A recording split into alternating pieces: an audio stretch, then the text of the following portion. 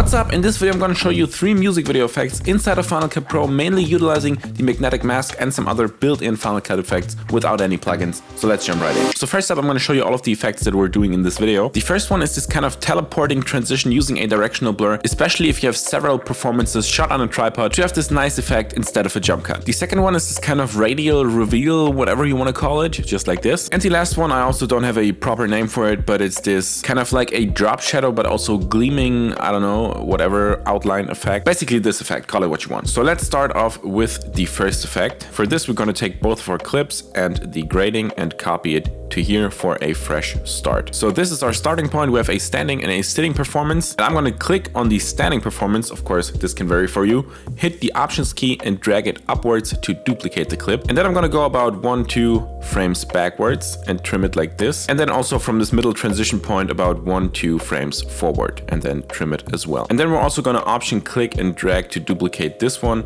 Go about 1 frame backwards, extend it, and about 2 frames like this. It doesn't really matter if you're exact on this one. You can do 1 frames, 2 frames. It's a little bit longer or shorter. You won't really notice a difference. Now we're going to have to use a magnetic mask to mask out the characters in the upper 2 shots. So to showcase it a little bit better, I'm going to make these clips transparent right here. Then we're going to look up magnetic mask, drag it onto both of our clips, and then select our subject right here. Also get the feed right here. The screen recording doesn't seem to be working that good with using the magnetic mask, so I'm going to skip these parts for this video. It's just magnetic masking. You should know how to do that. If you don't know how to do that, feel free to watch that video right up here. That's everything you need to know about magnetic masks. Every time I'm saying use a magnetic mask, you just do that and mask out your character. That's basically it. So now that we have masked out the character in both of our shots, standing and sitting, we can turn the background layers back on and then look up directional. Now we're also going to drag that onto both of our clips, the upper one and the lower one. And for the upper clip, transitioning into the clip, we want to start off without the blur and end up with a lot of directional blur. And for the lower clip that we're transitioning into, we want to do it exactly the other way around. So start off with a lot of directional blur and end off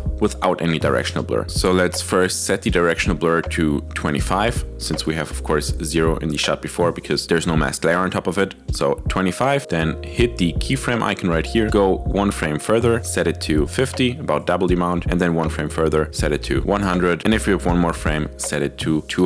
Now you can see it's blurred entirely. So just so that we can work a little bit cleaner, I'm going to make this clip transparent by hitting V on the keyboard, just so that we can see what we're working with down below. On this one, we're going to go to directional and set it to 200. Also, don't forget to hit the keyframe icon, then go 1 frame forward, set it to 100. So half the amount, 1 frame forward, set it to 50, and you guessed it, 1 frame forward and set it to 25. And now if we put both clips on again and just play it back, you can see we have this easy transition. This is the second one I showed you with just the directional blur. If you now want to have kind of this even more transparent time warp effect, whatever, then it's pretty easy. You just have to keyframe both of the clips so that the standing one goes down to the sitting one and the sitting one goes up to the standing one. So this is our standing mask character and it goes down to the sitting one like this. And this is our sitting character and it comes from the standing position down to the sitting position. Once we put a motion blur on it, you can see it has this movement to down here just like this. And there we go. That's our first effect done. Now let's go over to the second effect, which is even easier. Which example am I going to use? This one or this one? We just had the bridge one, but we're going to have one in the forest for the next part. So I'm going to use the bridge again, and we're just going to need the original clip and the grading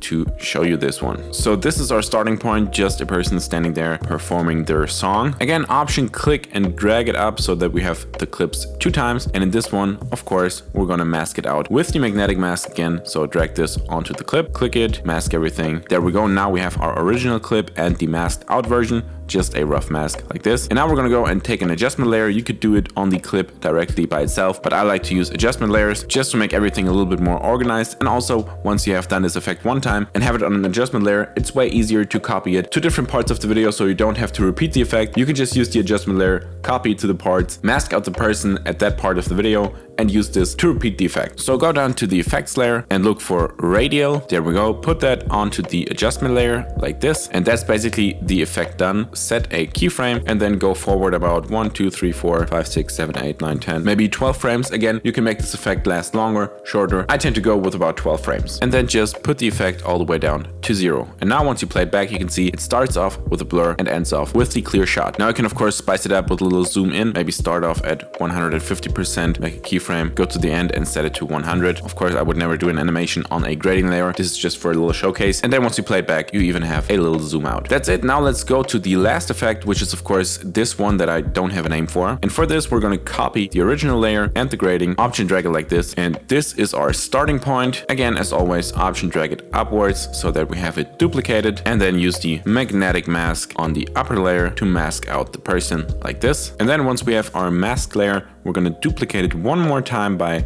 hitting option and dragging it upwards or downwards. And now we have two of our masked out, very roughly masked out layers. And the one in between, we're going to trim all the way until the end, maybe about to when the lens flare in this case is going away. And now we're going to look up directional and put it onto the middle layer. Don't worry, it's not just the directional blur again. We're also, once that is on here, set it all the way to the max setting, which is not enough. So let's type in about 250. That's when you can start to see this kind of blur around the edges, almost like a drop shadow, but more like some camera gleaming. And now we're going to look up visual echo and also put that onto the clip, put it between the mask and directional, and put it all the way to the max settings like this. And now once you play it back, we can see we have this effect that I don't know what to call it, but it's a pretty nice effect. That's it from this video. I really hope you enjoyed it and you found some of these music video effects helpful. If you did, please be sure to hit that like button, and also be sure to let me know if you use any of these effects in your projects. I would love to see that. More music video effects right here and right here. You can subscribe right here, and I will hopefully see you in the next one. Goodbye.